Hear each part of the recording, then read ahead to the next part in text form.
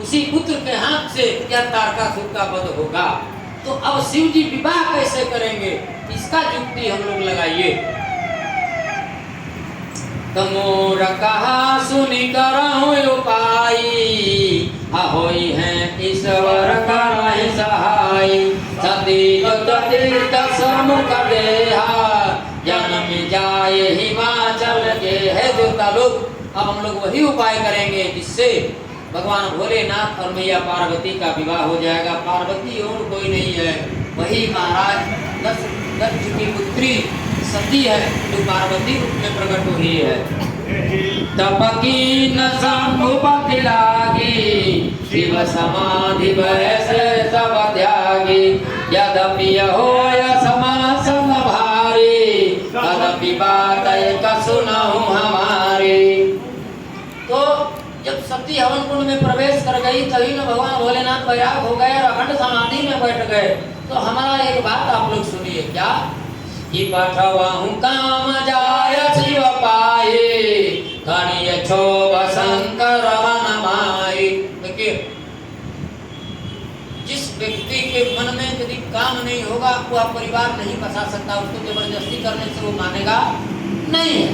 तो परिवार कौन बसाएगा, जिसके मन में काम उत्पन्न हो जाएगा। तो शिव जी को जगाने का एक ही रास्ता है, कामदेव को भेजिए, ताकि शिव के अंदर काम उत्पन्न होगा। जब काम उत्पन्न होगा तभी ना विवाह करेंगे, नहीं तो अन्यथा नहीं करेंगे। शिव ही सिर नाई, विवाह वरियाय। और जब शिव के अंदर काम उत्पन्न हो जाएगा, शिव जी जाग जाएंगे, तो हम जाएंगे, जाकर के नमस्कार करके शिव जी को जबरदस्ती विवाह करवा देंगे। कही कहोई, कही विधि भले ही देव हित होई, कहा सब कोई। इसी प्रकार से देवताओं का हित होगा, दूसरा और कोई रास्ता नहीं है। स्तुति सुर न की नय के तू, प्रकट हुए समपान में सके तू। अब वहीं पर देवता लोग इसके तू, अब वहीं पर देवता लोग स्तुति करने लगे।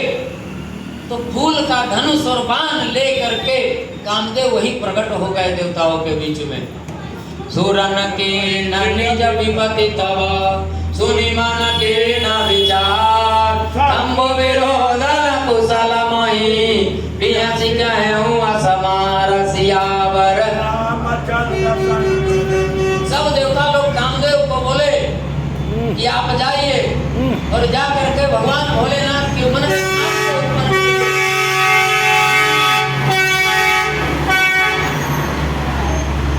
में काम को उत्पन्न करिए, तो भगवान भोलेनाथ जगेंगे और तब हम लोग जो है तो उनका विवाह करा देंगे।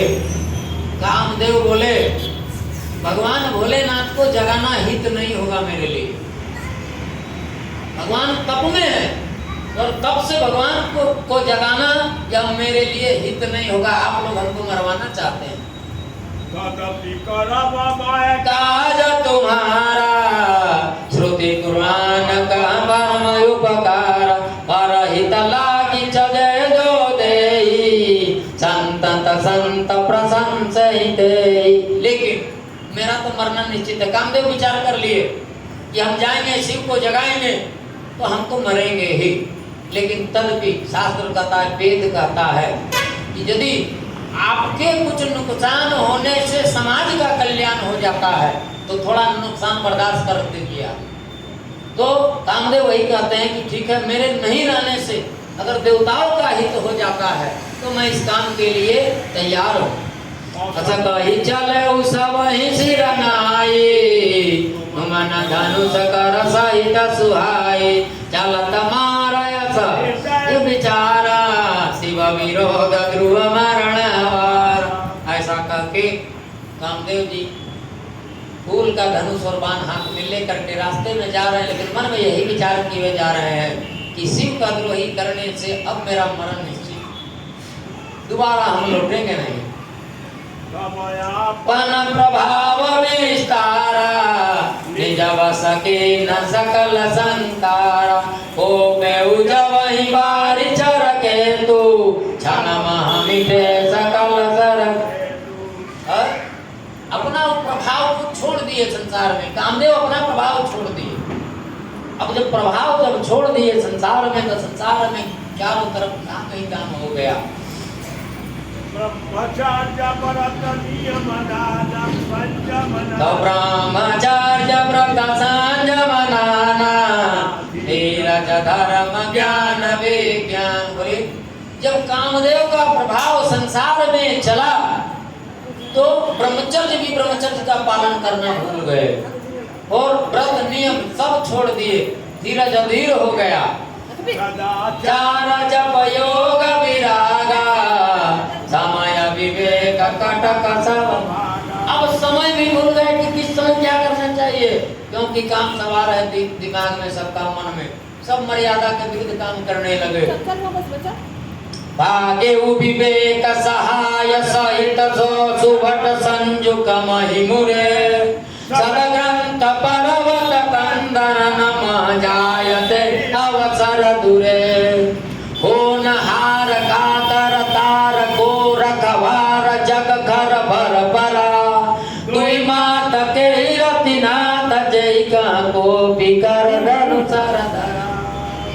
ऋषि मुनि लोग भागने लगे, कमरा खोवे कि वहाँ काम का प्रभाव नहीं पड़ेगा, हमसे बचे रहेंगे, लेकिन वहाँ भी वो लोग नहीं बचने सके कामदेव के प्रभाव से। जे सजीव जग जर अचर नारी पुरुष यसना ते निज निज मर्याद तजी भय सकल बस काम सियावर रामचंद्र संग। बताइए, जो सजीव हैं उन पर तो काम आसक्त हो ही गया, जो निर्जीव थे, जो जड़ थे, वो लोग बने पेड़, एक पेड़ दूसरे पेड़ से मिलने लगा, एक दाल दूसरे दाल से मिलने लगा, एक डाल दूसरे डाल से मिलने लगा। सबके हृदय मदन अभिलाखा निहारी नवाई तरुसागा नदी उमग मुदगदाई संगम करहि तलाव तलाई जहाँ यसी दशा जड़न की बरनी को कही कहे सचेतन करणी पशु पक्षी नव जलधर चारी भय काम बस सबय विचारी। याज्ञवल्क्य मुनि भरद्वाज मुनि से कहते हैं कि जब जड़ में ऐसा काम का प्रभाव हो गया, जब पेड़ मर्यादा भूल गया, तालाब मर्यादा भूल गया, हे भरद्वाज मुनि, जब जड़ में ऐसा काम का प्रभाव हो गया तो चैतन्य के बारे में हम आपको क्या बताएं। कुल सबल होगा निस्दिन नहीं अवलोका ही पोका देव धनुज नर किन्नर ब्याला प्रेत पिशाच भूत बैताला इनकी दशा न कहु बखानी सदा काम के चेहरे जानी सेद विरक्त महामुनि योगी ते काम बस भय वियोगी भय काम बस योगी सतापस पामरन की को कहे दे कहीं चराचर नारी मय ब्रह्म मय देखत रहे। ऐसा समय आ गया जो ऋषि मुनि महात्मा पूरे संसार में ब्रह्म का दर्शन करते थे, आज वह ऋषि मुनि महात्मा काम के प्रभाव में आकर के हर जगह नारी का दर्शन करते हैं।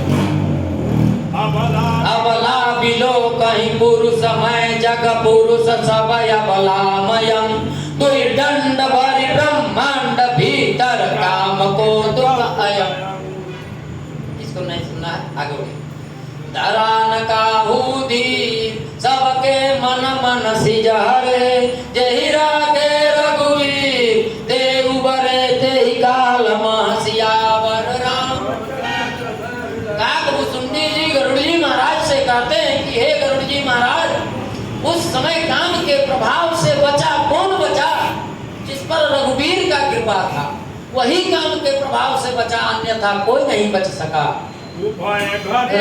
सको दुख भयऊ जब लगी काम शंभु पा गयऊ शिवहि विलोकी संकेऊ मारू भयऊ यथा चोद सब संसारू भय तुरत जग जीव सुखारे जिमि मदयु तरि गए मतवारे रुद्र ही देखि मदन भयमाना दुराधर्य गम भगवान फिरत लाज कछुकाए रह जाई मरण ठानी मन रच से उजाय। आओ देखा कामदेव आकाश पहुंचा तो देखा कि संसार में काम व्याप्त हो गया, हर मर्यादा को पार कर गया हर जीव, लेकिन भगवान भोलेनाथ पर इसका कोई असर नहीं, तो ध्यान में बैठे हुए हैं। मैंने काम का असर भगवान भोलेनाथ पर नहीं हुआ, कामदेव लजाने लगा, बोला अब छिप करके काम बनने वाला नहीं, अब हमको भगवान भोलेनाथ के सामने जाना ही पड़ेगा। जागे मनो भव मुए मन मन झुमगता न परे गए, शीतल सुगंध सुमंद मारुत मदन यलन साका सई, विकसे सुरनि बहु कंज गुंजत मुंज मंगल मधुकरा, कल हंस पिक सुख रस रव करी गान नाचई अपसरा। शिव जी के सामने कैसा माहौल कर दिया, बढ़िया बढ़िया पुष्प खिल गया, कोयल का गूंजने लगी, गौरे गूंजने लगे, अप्सरा नृत्य करने, मैंने काम का प्रभाव शिव के अगल बगल दिखाने लगा। सकल कला करी कोटि विधि हारे उसे न समय, चली नय चल समाधि शिवा ओह बेहु हृदय सकेत सियावर। कामदेव फिर हार गया, जब इतना भी बुद्धि लगा दिया लेकिन भगवान भोलेनाथ नहीं जागे, कामदेव फिर भयभीत तो हो गया, अब मेरा मरण निश्चित। देखी रसाल बिट पबर शाखा, चढ़े मदन मन भाका, सुमन चापन जसर संधान, अति सरिता के श्रवण लगितान। तब कामदेव देखा जब ऐसे भगवान भोलेनाथ जगेंगे नहीं, तब सामने एक आम का पेड़ था, आम के पेड़ के पीछे छिप करके फूल का धनुष और बाण बना करके तरकस से बाण निकाले, धनुष में बाण लगाए और बाण को कान तक खींच करके श्रवण तान, श्रवण करते कान को, श्रवण तान लगी कान तक खींचे और खींच करके उस फूल से बना हुआ तीर को भगवान भोलेनाथ की तरफ छोड़ दिया। तो छाड़े चिपी उड़ लागे, अछूटी समाधि शंभु तब जाके, वह पुष्प का बाण भगवान भोलेनाथ के हृदय में जाकर के लगा, जैसे ही हृदय में लगा भगवान का ध्यान टूटा। तब आयऊ की समन क्षोभ देखी, उघारी सकल दिशि, भगवान का आंख खुला, चारों तरफ देख रहे कोई नहीं, तो तीर फिर मारा कौन। तब सौरभ पल्लव मदन बिलोका,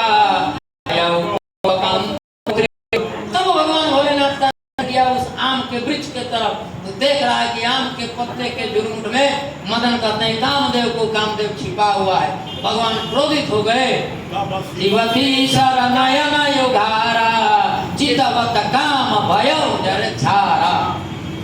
तुरंत भगवान अपना तीसरा नेत्र को खोल दिए, जैसे ही तीसरा नेत्र से कामदेव को भगवान देखे, क्षण भर में कामदेव जल करके भस्म हो गया। डर पे असुर भय असुर सुता, अब हाहाकार हो गया, देवता लोग डरने लगे कि भगवान क्रोधित हो गए, और राक्षस हंसने लगे कि अब भगवान भोलेनाथ ही देवताओं को मारे। तो समुझी काम सुख सोचहि भोगी, पै अकंठ कसाधग जोगी। तो जैसे ही कामदेव छार हो गया, भस्म हो गया, तो काम संसार से मिट गया। अब जो जो मर्यादा विहीन हो गए थे सब मर्यादित हो गए, ऋषि मुनि फिर ध्यान में बैठ गए। जोगी अकंटक भय पथ गति सुनत रति मूर्छित भय, रोदित पतित बहु भांति करुणा करति शंकर पाह गई। जैसे ही कामदेव की पत्नी रति को पता लगा कि भगवान भोलेनाथ के कोप से मेरा पति जल करके भस्म हो गया है, रोते हुए भगवान भोलेनाथ के पास गई और विनती करने लगी भगवान भोलेनाथ से, क्या कि अति प्रेम करि विनती विविध विधि जोरी कलम रही, प्रभु आशुतोष कृपालु शिव अवलानि रखी बोल। हे प्रभु आप आशुतोष हैं, हे प्रभु इस अबला पर दया करिए। अब तेरा पिता नाथ कर हो यही नामयन, बिनु बपु व्यापहि सबहि पुनुई, विमल प्रसंग सिया। तो रति के विलाप को सुन करके आशुतोष दूसरे के आशुतोष पोसने वाले आशुतोष प्रसन्न हो गए और रति को आशीर्वाद दिए, रो मत, तुम्हारा पति रहेगा, तुम्हारा पति चारों युग में रहेगा, लेकिन बिना शरीर का रहेगा। काम है लेकिन काम का शरीर, काम हर जीव में काम है। जब जदुवंश कृष्ण अवतारा होई है हरण महाबैभारा, कृष्ण तनय होई है पति तोरा, वचन अन्यथा होय न मोर। और सशरीर में केवल तुमको द्वापर में तुम्हारा पति मिलेगा। जब भगवान कृष्ण कंस का वध करने के लिए अवतार लेंगे तो उसी कृष्ण के पुत्र के रूप में तुम्हारे पति का जन्म होगा, उसके साथ तुम्हारा पुत्र विवाह होगा। कृष्ण का बेटा कौन है? प्रद्युम्न।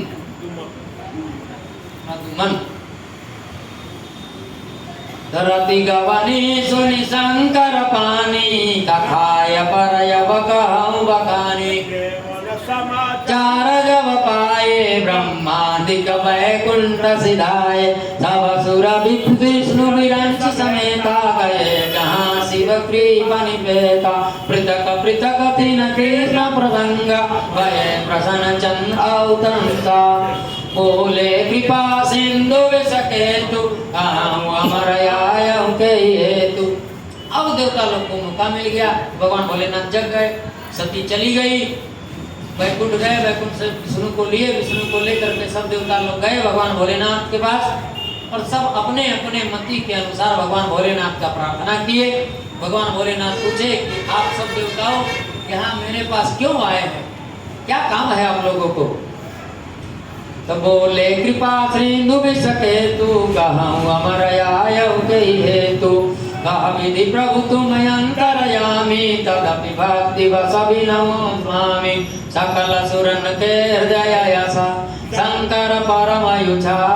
निज नयन देखा चाहते, नाथ तुम्हारा विवाह सियावर।